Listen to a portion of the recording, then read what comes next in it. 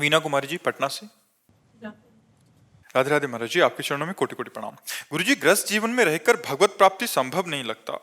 क्या पूरी जिम्मेदारी हो जाने के बाद गृहस्थ जीवन का त्याग कर सकते हैं बिना भागवतिक माहौल के, सत्संग के? त्याग करके कहाँ जाओगे? कहाँ जाओगे त्याग करके? बस भ्रम है, तुम्हारा भ्रम है। बात इसकी नहीं है, बात है हमें सुलझ करके चलना है। सुलझ भागने से कहीं भगवत प्राप्ति होती है? कहीं जाने से भगवत प्राप्ति होती है? अगर कहीं जाने से हो तो चलो अपने सब लोग चलते हैं, भगवत प्राप्ति हो जाए। बताओ कहाँ जाया जाए? आप हमें स्थान बताओ कि वहाँ चलो तो भगवत प्राप्ति हो जाएगी। वहीं हम तुम्हें दिखाएंगे माया का तांडव। जहाँ आप कहोगे भजन करो, जहाँ भी हो, हम जैसी पद्धति से कहें वैसे भजन करो, आपको भगवत प्राप्ति हो जाएगी। पति में भगवान को देखो, सास ससुर में भगवान को देखो, रसोई बनाओ राधा राधा रटते हुए, पति में भगवान को देखकर उसको पवाओ, सास ससुर परिवार के जनों को पवाओ, राधा राधा राधा, भगवत प्राप्ति हो गई। कुछ नहीं, कलयुग है।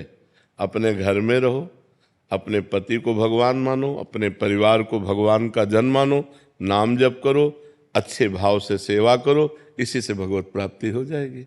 वही काम हम कर रहे हैं। अपना भगवत स्वरूप मान रहे, सब मेरे हो और कोई मेरा नहीं है। सबसे प्यार से बात कर रहे हैं, सबसे प्यार से मिल रहे हैं, पर किसी से प्यार नहीं है। बस यही पद्धति अपनानी है आपको। सबसे प्यार करो, लेकिन भगवान की भावना से करो।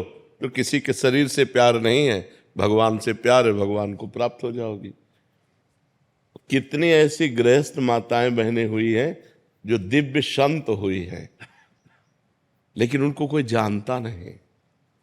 मान लो बड़े संतों में जैसे मीरा जी, तो भाभी की मीरा जी संत थी, गंगा यमुना बाई या भागवती बाई या करमैठी बाई, करमती बाई, लेकिन ऐसी हजारों घर गृहस्थी में माताएं बहनें हो गई जो भगवान को प्राप्त हो गई। कौन जानता है उनको? आप अंदर अंदर नाम जप कर रही हैं, हर कष्ट सह रही हैं, परिवार को पवा रही हैं, परिवार का पोषण कर रहे हैं, भगवान को अपना मान रहे हैं, भगवान को प्राप्त होगी। बात समझना है। भाग के कहाँ जाओगे? जहाँ भाग के जाओगे वहाँ भी तो माया है। माया कोई ऐसी थोड़ी, माया यहाँ से लेकर ब्रह्मलोक तक है। ब्रह्मलोक तक, ऊपर के 7 लोक, नीचे के 7 लोक, कहाँ भाग के जाओगे? कलयुग है, अपने घर में रहो, संतों के प्रवचन सुनो और अपने घर में भजन करो। दूरी बना के रहो, वो भी पवित्र रहे, आप भी पवित्र रहो। खूब भजन करो। ये सब नाटकबाजी नहीं, बिल्कुल नाटकबाजी नहीं। नाटकबाजी से भगवान कभी नहीं मिलते हैं। भाई भोजन तो चाहिए ना, वस्त्र चाहिए ना, कहीं रहने को तो चाहिए ना, रहने के लिए किसी का आश्रय चाहिए ना।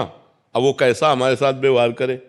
अपने पति को तो जानती हो ना, अपने परिवार को तो जानती हो ना। नई जगह में जहाँ जाओगे उसको तो जानती नहीं हो ना, कैसा व्यवहार होगा, क्या वातावरण होगा, क्या हमारे साथ दुर्व्यवहार। बिल्कुल ये सब बाहरी बातें हमें पसंद नहीं। अपने घर में रहो, धर्म की कमाई से अपने परिवार का पोषण करो, भगवान का नाम जप करो, भगवान के आश्रित रहो, वो कृपा करेंगे, आपको प्राप्त हो जाएंगे। भगवत प्राप्ति कठिन नहीं है, भगवान की प्राप्ति का मार्ग जानना कठिन है। अगर मार्ग जान जाओ तो कोई कठिन नहीं भगवत प्राप्ति। घर गृहस्थी परिवार सब जगह भगवान है। कहो सो कहाँ जहाँ प्रभु नाही, नाम जप करो, घर गृहस्थी में जहाँ हो वहीं परिवार को अपना भगवान मानकर सेवन करो, उसी से भगवत प्राप्ति। कहीं भागने की जरूरत नहीं। महाराज जी, जहाँ आप मन लगाने को कहते हैं वहाँ मन सहजता में लगता नहीं, और जहाँ छोड़ने के लिए कहते हैं वहाँ सहजता में लगता है। हाँ, ये माया का तो खेल है। पर इतने ही तो हमें देखो, हमने ये नहीं कहा कि आप पति को छोड़ दीजिए, हमारी बात को समझिए। और कहा कि पति से और प्यार कीजिए, उसे भगवान मान लीजिए। जैसे ये हो कि हम जहाँ मन लगाना होता है वहाँ लगता नहीं, जहाँ हटाना होता है तो वहाँ लग जाता है, तो हम वहीं लगा रहे हैं। पति से हमारे शरीर का पोषण होता है, वासनाओं की पूर्ति होती है, हम उसको भगवान मान लेते हैं। पति को पहले मनुष्य मानकर प्यार कर रहे थे, अब भगवान मान के प्यार करेंगे, और अधिक प्यार करेंगे। सास ससुर को पहले मनुष्य मान रहे थे, अब उन्हें भगवान मान के प्यार कर रहे हैं। मतलब हमें टिकिया प्यारी लग रही है तो बिहारी जी को अर्पित, प्रभु आप पाओ और आप प्रसाद पाओ, और टिकिया बिहारी जी को अर्पित कर दो तो वही तुम्हारा भजन बन जाएगा, वही भजन बन जाएगा। हाँ, और भगवत प्राप्ति कोई कठिन नहीं है, केवल समझना कठिन है कि अगर आप ऐसा समझते हो भभूत रमा लिया, किसी गुफा में जाके बैठ गए, ऐसा कोई, ये सब करके देखा है जीवन में। अंतिम में जो आकर के हम बैठे वो तुम्हें इसीलिए कह रहे हैं हमारा भाव शुद्ध हो जाए। जो हम पदार्थ पा रहे हैं अपने पोषण के लिए, वही जब हम प्रभु को भोग, घर में ठाकुर विराजमान कर लो, उनको भोग लगाया, अब सब प्रसाद हो गया। प्रसादे सर्व दुखानाम हानि रस्योपजायते, वो समस्त हानि और दुखों का नाश करके आनंद प्रदान करे। पूरा घर ठाकुर जी का है। नाथ सकल संपदा तुम्हारी, मैं सेवक समेत सुत नारी, हो गया भजन। राधा राधा राधा राधा, आनंद पूर्वक भजन करो, कोई परेशानी नहीं, कहीं भागने की जरूरत नहीं। दूर से सत्संग सुनो और अपने घर में जाओ और भजन करो। कहीं भी ऐसा कोई आचरण हमसे गलत ना होने पावे, नहीं तो चले थे हरिभजनन का औंटे लाख का पास, संसार के मार्ग में वो बहुत गलत, बहुत पाए जान जगत में सब जन कपटी कुटिल कलयुगी टंचु। आप भेष मान करके समझ रहे हैं कि हमारा कल्याण हो सकता है, और हो सकता है कि वहाँ गलत हो जाए, इसलिए दूरी।